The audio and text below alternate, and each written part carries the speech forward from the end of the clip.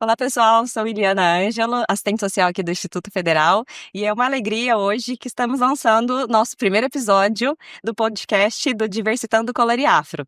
E hoje a gente vai falar um pouquinho sobre educação no Brasil, e é uma experiência que a gente vem fazendo como projeto de extensão, vinculado também ao nosso parceiro, ao UTEM, no Chile, e que eles vêm intercambiando com a gente alguns episódios.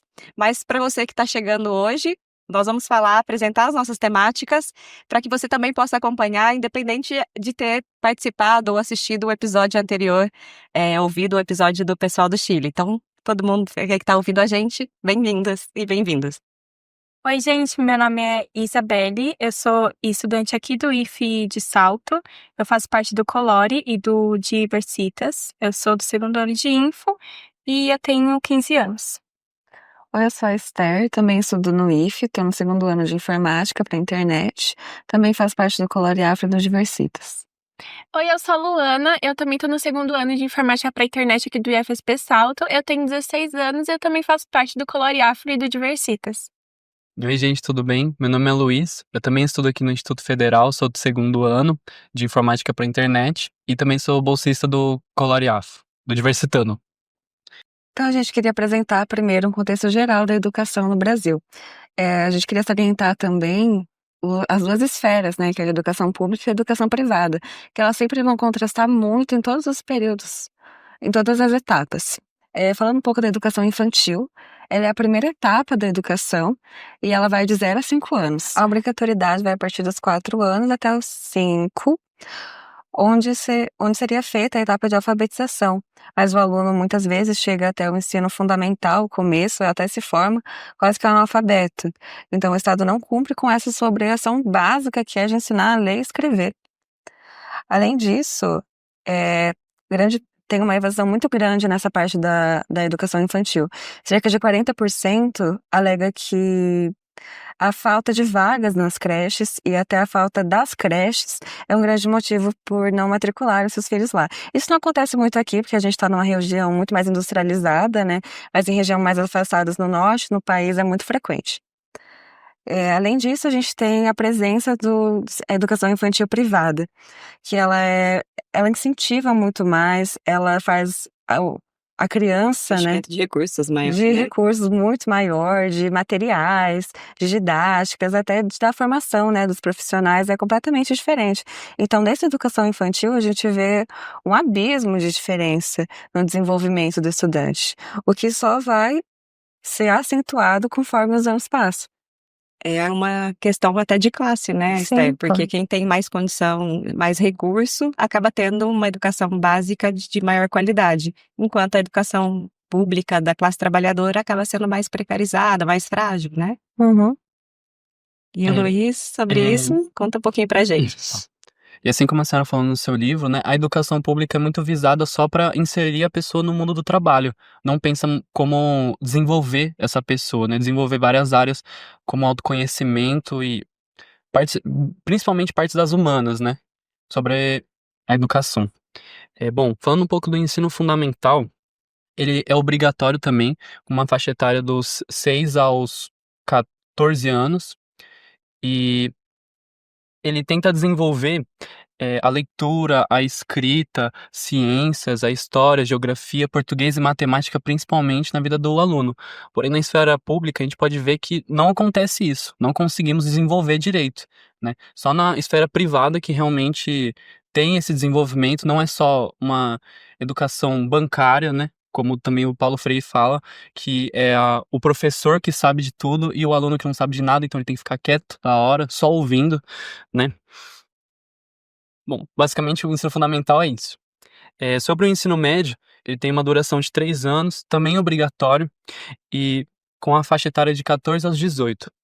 Ele tenta visar mais o desenvolvimento da pessoa, né, para um mundo social, para o mundo do trabalho, e também para prestar vestibulares para entrar num ensino superior. Só que a gente vê que, com o histórico, né, do nosso país, daí da educação, ele não consegue, ele não alcança isso, né? Principalmente até com as cotas, ele não consegue alcançar esse direito, né? Do aluno público, de escola pública, conseguir ingressar numa faculdade.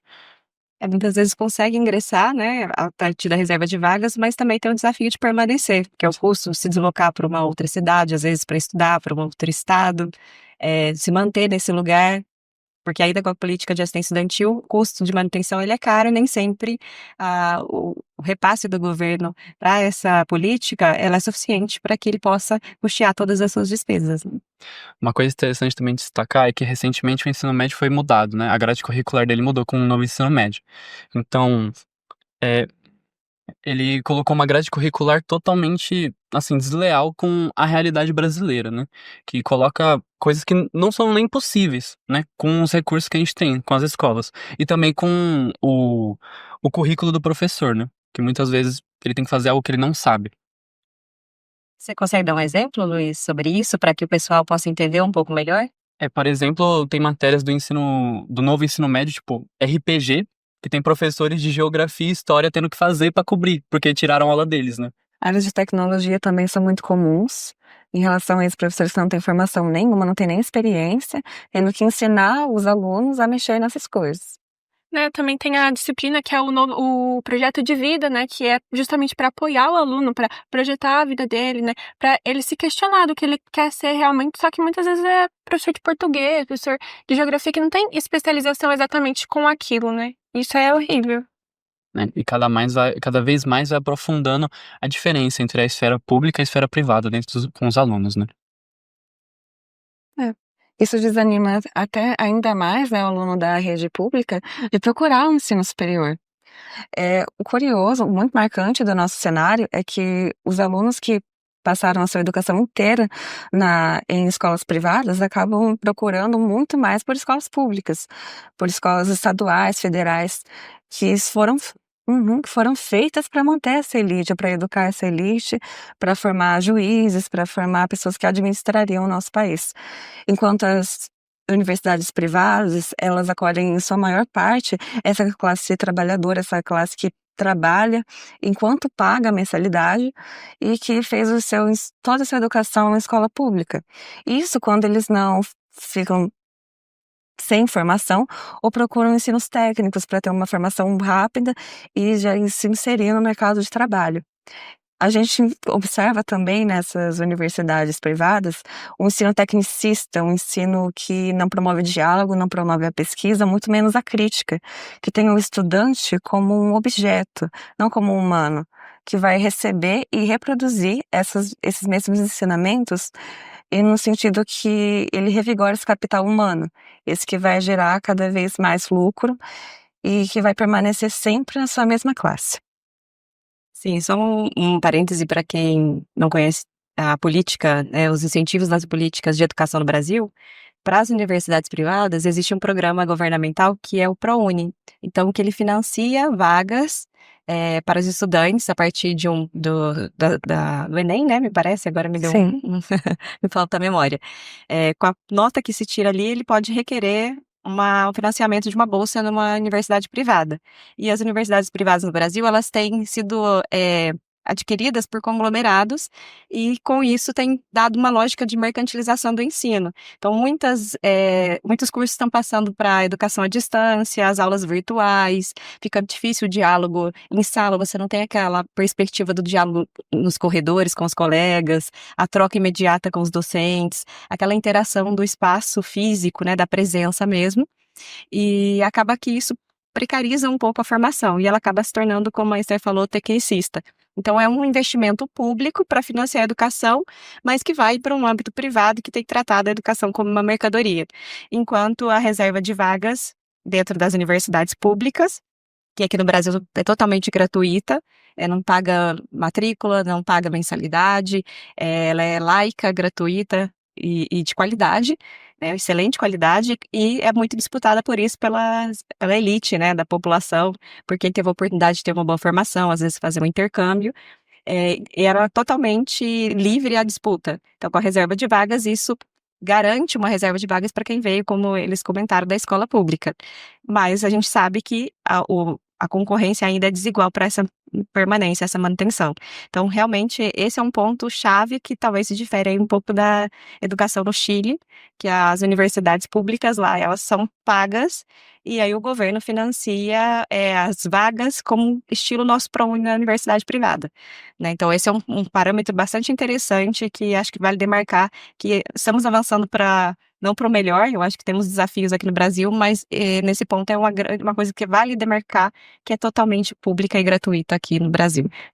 Nas escolas públicas também é oferecido diversos auxílios financeiros, tanto para bolsa de extensão quanto para pós-graduação, mas isso também muitas vezes é limitado, é um dinheiro muito pouco, não consegue, o aluno, né, o beneficiário, ele não conseguiria ali se manter com aquele dinheiro, sem contar que algumas bolsas de extensão de pesquisa, elas delimitam, né, que não podem ter vínculo emregativo fora, que causando que o estudante ele acaba não conseguindo ter a bolsa ou se manter nela.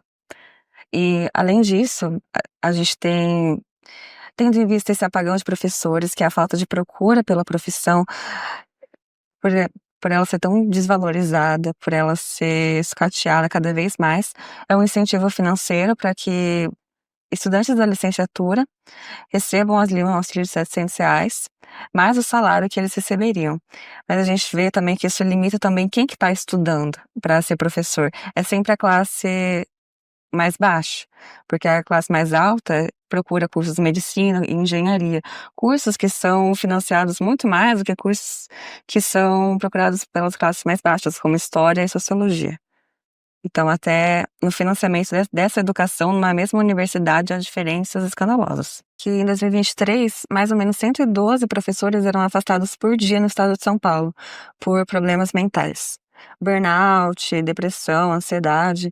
Então, é outro efeito, né, do neoliberalismo. E cerca de 80 a 90% das universidades aqui no Brasil são privadas. Então, é outro limitante. Estrito número de vagas. Penso. Eu acho que, seguindo essa linha, é muito importante, né, a gente falar sobre o Enem, né, que inclusive já surgiu várias vezes aqui, né, durante a conversa. O Enem, ele é o Exame Nacional de Ensino Médio, que é o eixo central, né, para ingressar no ensino superior, né. Ele surgiu em 1998 e, a partir de 2009, ele se tornou a principal forma de seleção, né, e exclusão social para os jovens, né, que querem ingressar no ensino superior. Então, embora se venda, né, muito por parte do governo essa ideia de que o Enem foi criado para democratizar o acesso ao ensino superior e ampliar, né, a oportunidade da classe trabalhadora, não é isso que acontece na prática, né? Onde a gente vê, né, que como eles falaram, a educação básica no Brasil, ela tem 2 lados, né? Que por um lado a gente tem a escola pública, voltada para a classe trabalhadora, né? Onde a gente tem uma infraestrutura extremamente precária, professores extremamente desvalorizados, né?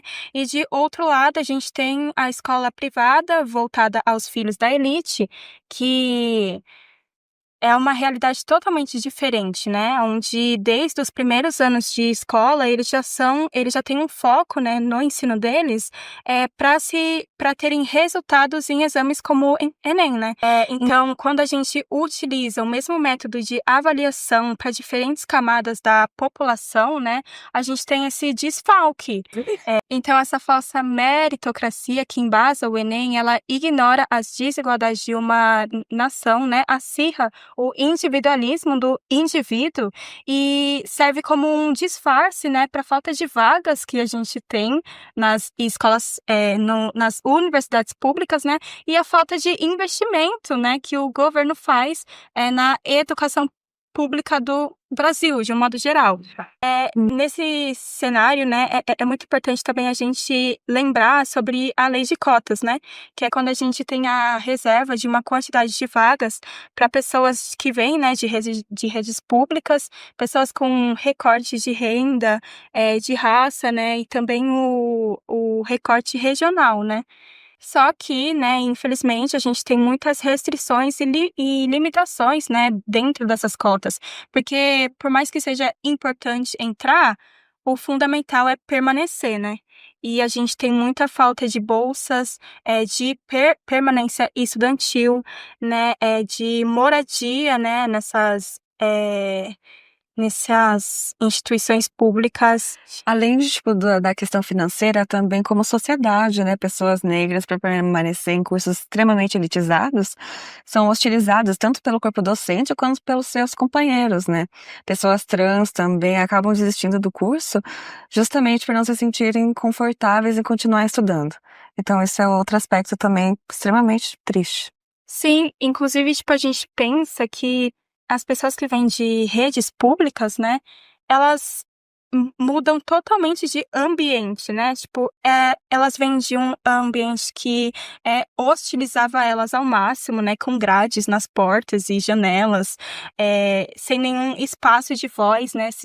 De se desenvolver, e vão para uma faculdade que é outro método, sabe? Que utiliza outros.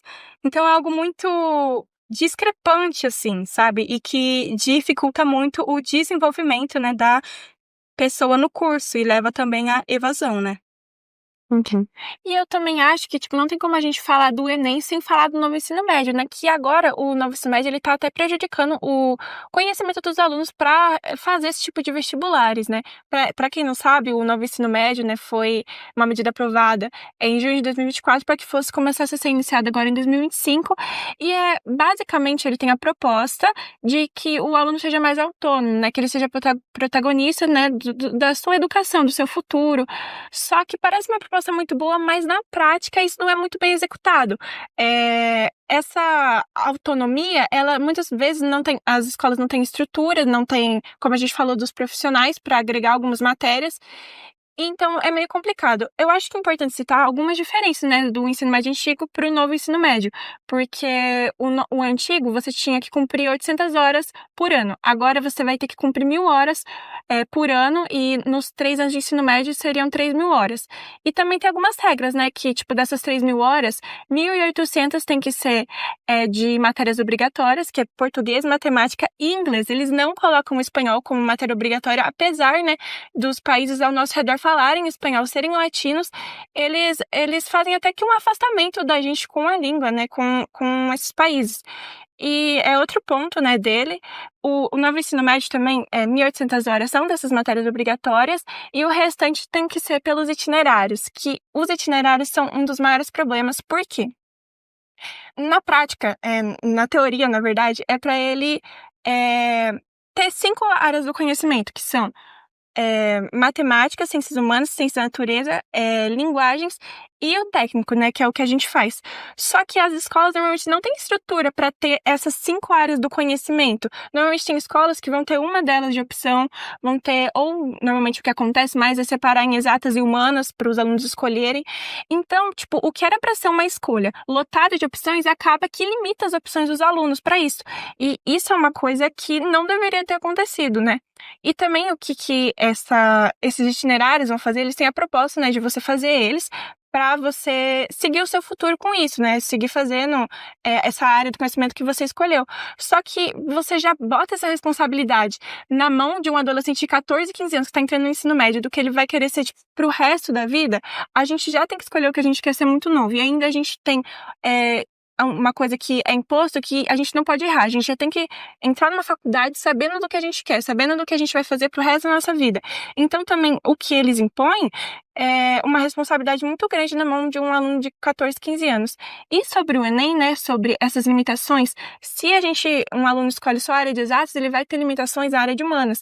E como que a gente faz um Enem que o Enem, ele pede que você seja aprofundado em todos os conteúdos. Então, como que você vai fazer nem outros vestibulares se você não tem aprofundamento, né, nessas outras áreas, né? Isso é um dos grandes problemas dos itinerários, né, do novo ensino médio em questão. Bom, e é importante ressaltar também que agora os alunos, eles têm que cumprir atividades, né, para entregar para o governo, porque eles têm que meio que cumprir metas, né, entregando essas atividades, para que o governo ele possa ver a frequência e o desempenho desses alunos. E meio que isso é ruim, porque essas atividades às vezes não estão nem no nível de aprendizagem desses alunos. Então, eles normalmente resolvem com inteligência artificial ou utilizando até o próprio Google. Então, meio que acaba não fazendo a proposta que era para ser feito, que era para eles aprender, treinar os seus conhecimentos. E fora que também, nessa situação, fica como se o professor fosse o chefe dentro da sala de aula e ele estivesse dando essas atividades para os alunos e eles fossem os empregados nos computadores resolvendo isso, né? Mas sobre os professores exercerem esse papel de chefe num contexto de sala de aula, eles também estão inseridos na lógica da mercantilização da educação, sendo explorados, em cobrança com a pressão excessiva sobre os docentes, que lidam com processos burocráticos, cobranças por qualificação, metas de desempenho e carga horária exaustiva. Bom, outro tópico muito importante de se destacar da educação brasileira são as escolas cívico-militares. Falando mais num contexto aqui do Estado, quem começou isso foi o governador Tarcísio Freitas, junto com o secretário da Educação. Secretário? Isso, é o secretário da Educação, o Renato Feder. Ele que já era secretário do Paraná e implementou lá também as escolas cívico-militares com o governador Ratinho Júnior, né? Bom, resumidamente, o que são, né? Por que cívico-militar? Basicamente é porque a Secretaria da Educação vai tomar conta da grade curricular, né, da educação, enquanto a Secretaria da Segurança Pública cuida da administração e da disciplina, né? Resumidamente, o que os militares vão fazer na prática, né? Eles vão ficar olhando o corte de cabelo de estudante, vão ficar vendo o que eles estão fazendo durante, né, como eles interagem, vai ficar vendo se eles estão se abraçando, se eles estão se beijando, né? Vão ficar vendo também o uniforme deles. E também tem um hasteamento da bandeira e cantar o hino nacional, né? Bom destacar umas contradições, né? Que, por exemplo, o secretário executivo da Educação, né? O Neiva, ele postou um comentário dizendo assim: resgatar o respeito às pessoas. Perdão, ele fez um comentário falando sobre as escolas cívico-militares, né? O porquê, para que elas servem. Ele disse assim: para resgatar o respeito às pessoas, promover os direitos humanos, a cidadania, o respeito à liberdade, honestidade e civismo.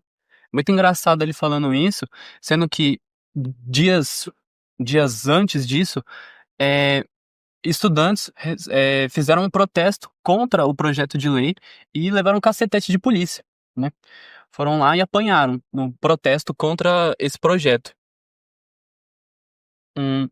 Interessante também destacar é que um PM ali, em 40 horas semanais, pode receber R$ 9.000, né? O que é muito mais do que um professor, né, que trabalha mais. Bom, é interessante também destacar que a justificativa para isso seria que o problema nas escolas é algo disciplinar, né? É algo que tem a ver com a moral, com o comportamento das pessoas. Sendo que, na verdade, é totalmente um problema estrutural, né? Estruturalmente, a escola é feita para estar essa ruína, esse desmonte da educação.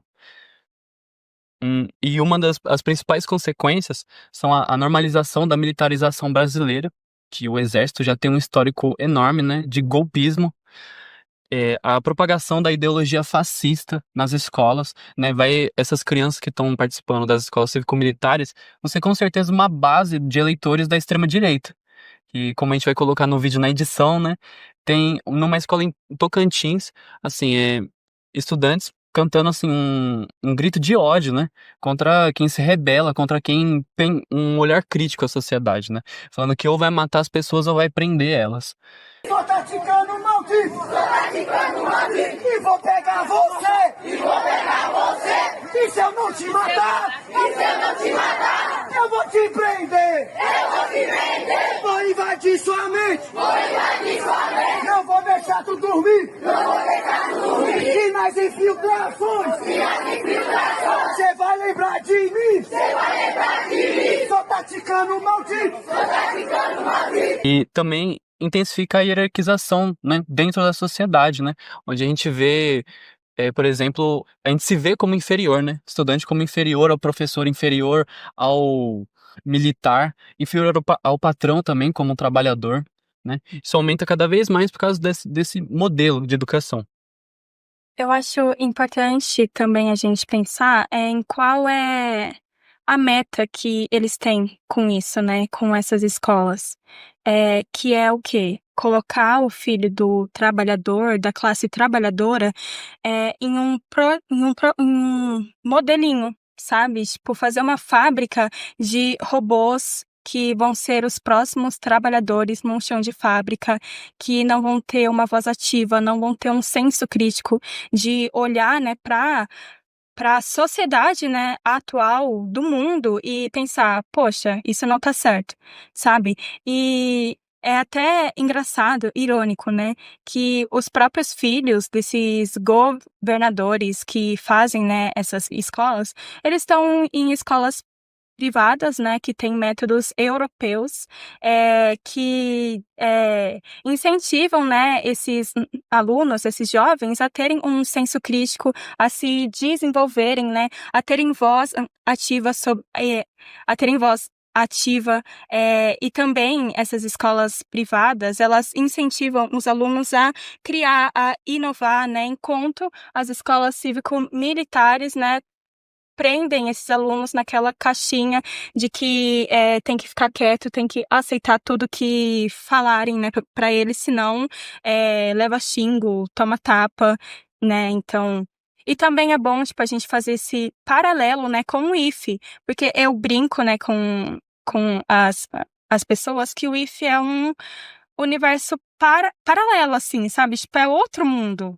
É uma escola, assim, totalmente diferente de todas as outras públicas, né, que tem aqui no país, onde os alunos, eles têm voz para falarem, onde a gente tem projetos de extensão, né, que ouvem os jovens, que dá esse espaço de fala para os jovens, né, tipo, isso que a gente está fazendo aqui é algo que não existe na educação pública, sabe? Pro jovem que é pobre, que tem uma renda baixa, ele não tem esse espaço de se desenvolver, de, tipo, pensar, meu Deus, as escolas cívico-militares não são certas, sabe? Eles não têm esse espaço, tipo, de pensar mesmo, sabe? De criticar. Algo que é imposto a eles, né? Então... Fazendo um parêntese com o que a Isa está falando, é interessante porque tem um autor lá no início do século passado, né, que é o Gramsci, que ele já trazia essa perspectiva da educação dual.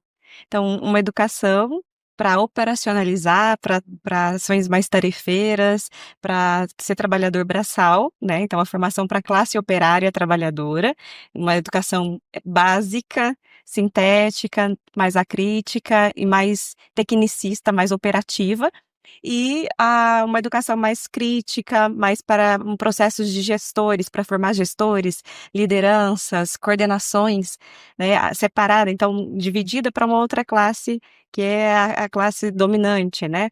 E aí esses processos de educação, tanto na escola cívico-militar, quanto essa precarização do incentivo de recursos, porque não se faz política pública sem recursos.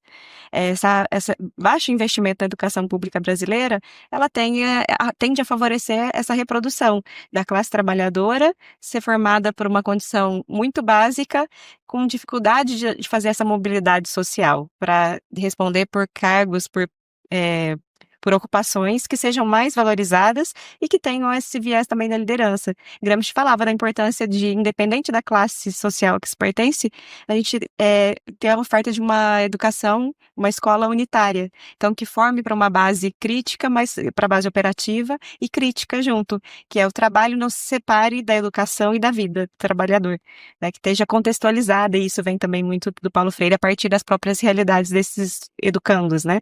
Então, isso que vocês trazem é muito bacana porque o IFE vem representar, o Instituto Federal, um outro modelo de educação pela qual a classe trabalhadora luta para que a gente tenha condições de igualdade e de fazer uma leitura de sociedade, de disputar um outro projeto de educação, que não seja esse de meros depositários de conhecimento, de mera aceitação, mas que capaz de construir indivíduos críticos que olhem para essa coletividade e olhem para outro modelo de educação e de sociedade possível, né? Bem, a gente vai chegando aqui no nosso fechamento do nosso podcast, nosso primeiro podcast. Espero que vocês tenham gostado. E a gente deixa aí o pensamento que para o próximo bate-papo, nós vamos falar um pouquinho também sobre a questão de gênero, né, as relações étnico-raciais e de gênero no Brasil, relacionadas à educação e deixamos aí para os nossos parceiros, nossos ouvintes do Chile, a proposta de que vocês também apresentem um pouco para a gente, para nós conhecermos um pouco dessa realidade latino-americana. E a gente deixa nosso abraço por aqui para todos vocês e nos falamos na próxima edição. Tchau. Tchau. A gente quer agradecer o nosso técnico, o professor Damione, que ajudou muito a gente no perrengue que foi montar tudo isso. Chega aí, Damione, para a carinha. Chega aí, Damione, chega aí. Carinha para dar um oi. Aí. Tchauzinho, aê.